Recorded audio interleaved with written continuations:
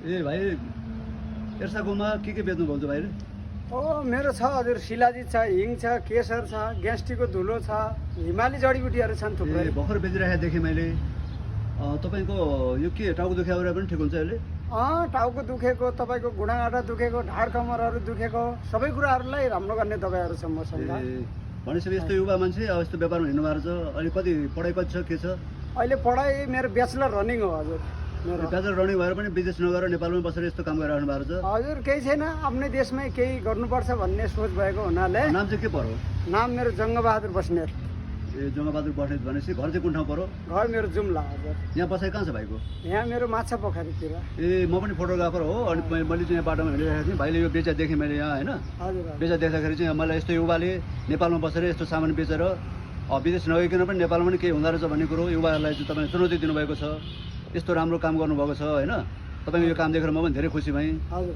अनि यसरी बेच्दै हिँड्दा अलिक बढी भयो त? हजुर, अब बिहान बिहान हो, भोलि भएको छैन।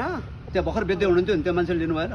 हेरेँ उहाँसँग पैसा रहेनछ, पैसा भयो भने दिउँला भन्नुभएको छ, अहिले लिनु भएको छैन।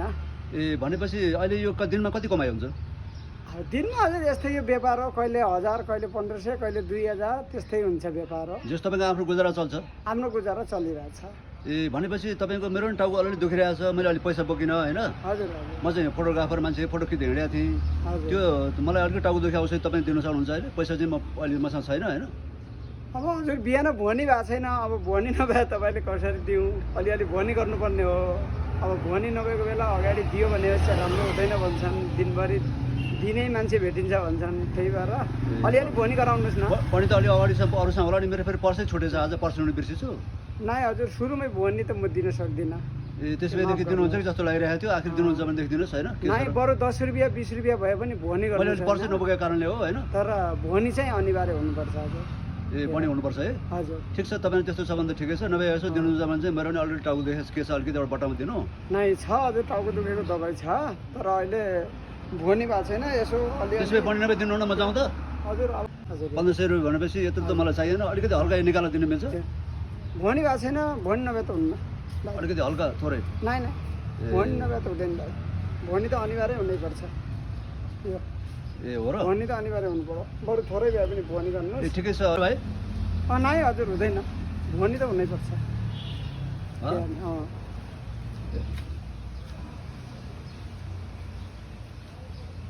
ल हुन्छ हजुर। ल हामीलाई पनि अब हतार छ, व्यापार गर्नु पर्यो। तपाईँले अन्तर्वार्ता लिनुभयो, धेरै खुसी लाग्यो, राम्रो कुरा हो। ठिक छ, अब तपाईँको ठिक छ, तपाईँ एकदम अब मेरो त्यो हुँदो रहेछ होइन।